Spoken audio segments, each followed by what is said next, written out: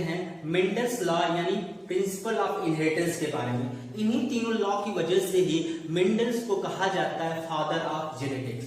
ये जो तीनों लॉ उन्होंने दिए थे मेंडल्स ने, इन्हीं तीनों लॉ की वजह से उन्हें नाम दिया गया है फादर ऑफ जेनेटिक्स।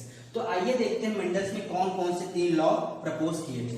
तो मेंडल ने जो सबसे पहले लॉ प्रपोज किया था उसे कहा जाता है law of dominance, law of dominance, ठीक है। दूसरा जो है उसे कहा जाता है लॉ ऑफ सेग्रीगेशन, सेग्रीगेशन, और उसका तीसरा जो है उसे कहा जाता है लॉ ऑफ इंडिपेंडेंट असॉर्टमेंट, ठीक है। इसे इनहेरिटेंस ऑफ इंडिपेंडेंट असॉर्टमेंट भी कहा जाता है, principle of inheritance of independent assortment, इसे प्रिंसिपल ऑफ सेग्रीगेशन कहा जाता है, इसे प्रिंसिपल ऑफ डोमिनेंस भी कहा जाता है। तो ये इन्होंने 3 लॉ प्रपोज किए थे मेंडल ने, law of dominance, law of segregation, law of independent assortment. तो ये जो तीनों लॉ हैं, इन तीनों लॉ में से आपको लॉ ऑफ सेग्रीगेशन और लॉ ऑफ इंडिपेंडेंट असॉर्टमेंट पढ़ना है, क्योंकि लॉ ऑफ सेग्रीगेशन जो है इसे आप मोनोहाइब्रिड क्रॉस के थ्रू पढ़ते हैं और इसे आप पढ़ते हैं डाईहाइब्रिड क्रॉस के थ्रू, डाईहाइब्रिड क्रॉस के थ्रू। तो यही मोनोहाइब्रिड और डाईहाइब्रिड क्रॉस आप लोगों को पढ़ना है, यानी लॉ ऑफ सेग्रीगेशन और लॉ ऑफ इंडिपेंडेंट असॉर्टमेंट आपको पढ़ना है। लॉ ऑफ डोमिनेंस के बारे में नहीं पढ़ना है, लेकिन फिर मैं आपको यहाँ पे बता दे रहा हूँ, समझा दे रहा हूँ लॉ ऑफ डोमिनेंस एक्चुअली है क्या। तो लॉ ऑफ डोमिनेंस के थ्रू ही मेंडल ने ये बताया था कि कौन सा कैरेक्टर किसके ऊपर डोमिनेट करता है। जैसे लॉ ऑफ डोमिनेंस को एक क्रॉस के थ्रू समझते हैं कि जैसे मेंडल्स ने 2 प्लांट लिए, एक टॉल प्लांट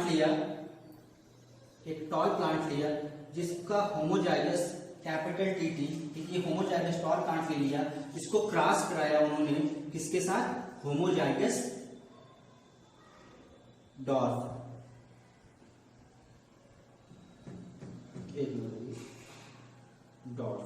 जिसे आप स्मॉल टी, ये क्या है, होमोजाइगस टॉल प्लांट है, ये होमोजाइगस डॉर्फ प्लांट है। तो आप देखेंगे ये यहाँ पे 2 टी है, इसका मतलब ये क्या है, ये एक तरह से डिप्लॉयड प्लांट है। अब ये प्रोड्यूस करेंगे पहले गैमेट, जो ये कैपिटल टी जो है, ये कैपिटल टी को गैमेट के रूप में प्रोड्यूस करेगा।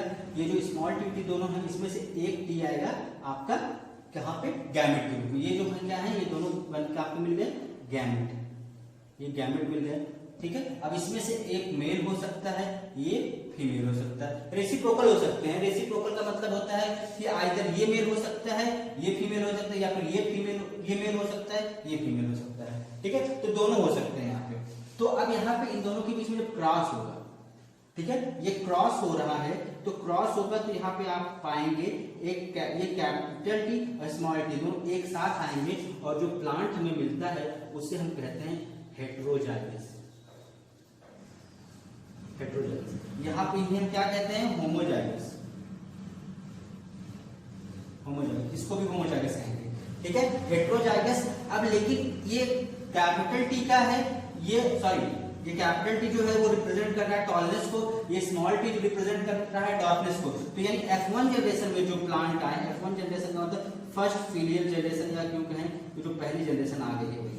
तो फर्स्ट फीलियल जनरेशन में जो प्लांट्स हमें मिलता है उसका जीनोटाइप जो होता है वो एक तरह का हाइब्रिड होता है, क्योंकि कैपिटल टी स्मॉल टी दोनों एक साथ आते हैं। तो हम देखते हैं ये जो प्लांट है वो हमें मिला है हेटेरोजाइगस टॉल, यानी यहाँ पे जो प्लांट हमें मिल रहा है वो क्या है, टॉल प्लांट है। अब टॉल प्लांट का मतलब है कि ये जो कैरेक्टर है, इसका जो एलील है, ठीक है, ये जो कैपिटल टी है ये डोमिनेट कर रहा है ओवर स्मॉल टी, ठीक है। तो इसीलिए हम कहते हैं ये टॉल जो है ये डोमिनेट कैरेक्टर है। तो इस एक्सपेरिमेंट के थ्रू उन्होंने क्या बताया था, उन्होंने कहा था कि यही लॉ ऑफ डोमिनेंस है, यानी F1 जनरेशन में जो कैरेक्टर शो करता है, ठीक है, जब हम 2 डिफरेंट कैरेक्टर्स को हम एक साथ कंट्रास्ट कैरेक्टर को जब हम लोग एक साथ क्रॉस कराते हैं, तो उनमें जो F1 जनरेशन में जो शो करता है कैरेक्टर, वही क्या कहलाता है, डोमिनेट कैरेक्टर। जो नहीं शो करेगा वो रेसिसिव हो जाएगा। तो यहाँ पे ये दोनों कंट्रास्ट कैरेक्टर हैं, इन दोनों कंट्रास्ट कैरेक्टर जब हमने क्रॉस कराया तो हमने क्या देखा कि F1 जनरेशन में